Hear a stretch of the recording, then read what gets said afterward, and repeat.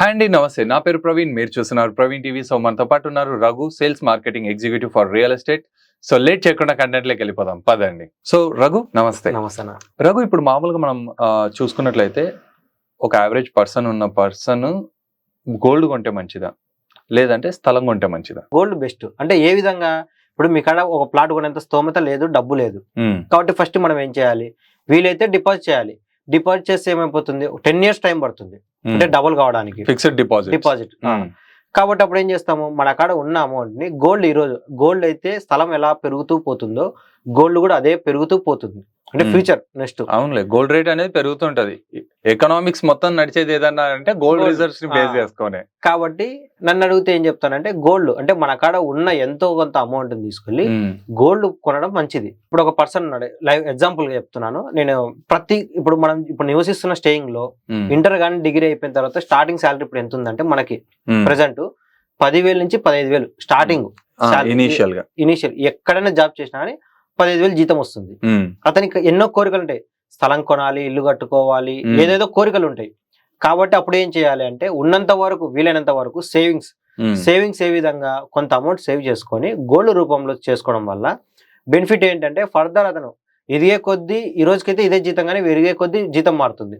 కాబట్టి వెళ్లే కొద్దీ గోల్డ్ తీసి పెట్టుకోవడం వల్ల ఫర్దర్ అతనికి నచ్చింది, ఒక స్థలం చూశాడు, నచ్చింది, ఇమీడియట్ గా ఒకరి కాడికి వెళ్ళి చేయి చాపాల్సిన అవసరం లేదు, నాకు డబ్బు కావాలి, వడ్డీ కావాలి అనేది.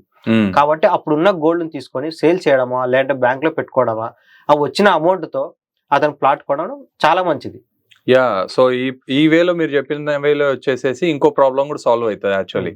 సో ఒకవేళ ఇప్పుడు మనం ఒక 10 లక్షల రూపాయలు విలువ కలిగే ప్లాట్ తీసుకున్నాం అనుకుందాం. అప్పటికే మన కాడ మనం అనుకున్న టైంకి మనం ట్రావెల్ అయ్యేటానికి ఒక 4 లక్షల రూపాయలు బంగారు కొన్నాము అంటే అది ఆ టైంలో మార్కెట్ లో 5 లక్షలు అయింది అనుకుందాం.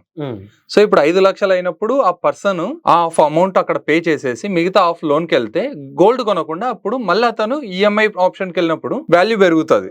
సో ఆటోమేటిక్ గా ఈఎంఐ ఏమంటారు, మనకి ఇంట్రెస్ట్ తక్కువ పడుతుంది, ప్లాట్ తొందర చేతికి వస్తుంది, మళ్ళీ దాన్ని రీసేల్ చేసుకోవడం కానీ అతను ఇల్లు కట్టించుకోవడం కానీ ఏదో ఒకటి చేయొచ్చు. Yeah, nice. మీరు నాతో మాట్లాడుతున్న కాడి నుంచి చివరాఖరికి మీకు కూడా చాలా అంటే నాకన్నా మీకు ఐడియా వచ్చేసింది. అది క్యాజువల్ అవుతుంది, ఎందుకంటే అవతల నా పర్సన్ మనకు కొన్ని గైడెన్స్ మంచి ఇచ్చినప్పుడు వాళ్ళు మారిపోతారు. చివరాఖరికి ఇప్పుడు కూడా నన్ను అడిగితే, ఇప్పుడు మీ మైండ్ లో ఏం ఆలోచన ఉంటుంది అంటే, వీలైనంత వరకు నేను కూడా గోల్డ్ తీసి పెట్టుకోవడం చాలా మంచిదని ఆలోచిస్తుంది. ఏదున్నా కానీ ప్రిఫర్ చేస్తుంటాం. అంటే లైక్ ఇప్పుడు నీ కాడ ఇంత ఉంది, ఏదో ఒకటి తీసి పెట్టుకోయా ఎందుకు అనేటట్టు, ఏదో ఒక రూపంలో ఎత్తి పెట్టుకోవాలి. ఆన్లైన్ డబ్బు రూపంలో ఎత్తి పెట్టుకుంటే ఏం లాభం వస్తుంది? నేను ఇంతసేపు మాట్లాడా కదా, నా అనుభవం కూడా చాలా చిన్నది, కానీ ఏంటంటే నేను మార్కెట్ లో చూసిన వరకు, చాలా మంది చెప్పిన వరకు, నేను వాళ్ళని చూసి తెలుసుకునేదే నేను వేరే వాళ్ళకి ప్రిఫర్ చేయడం. కానీ ఈ రోజు మీరు నన్ను ఇలా పిలిచి మాట్లాడుతున్నారంటే ఎంతో కొంత తెలిసినందుకే కదా నన్ను ఈ రోజు మాట్లాడుతుంది, కాబట్టి నేను అదే సజెస్ట్ చేస్తున్నాను. ఓకే, మార్కెట్ లో చూస్తూనే నేను చెప్తున్నా. ఓకే, సో చూసారు కదండి, ఇది వాళ్ళ వీడియో. ఈ వీడియో మీకు నచ్చినట్లయితే ఖచ్చితంగా లైక్ చేయండి. ఈ వీడియో ఎవరికన్నా ఇప్పుడే శాలరీ తీసుకుంటున్న వ్యక్తులు ఉంటారు కదా, జాబ్ లో కెరియర్ లో స్టార్ట్ చేసిన వాళ్ళకి షేర్ చేస్తారని కోరుకుంటున్నాను. ఇక్కడతో ఈ వీడియో ముగిస్తూ మీ ప్రవీణ్ సైనింగ్ ఆఫ్. జై హింద్.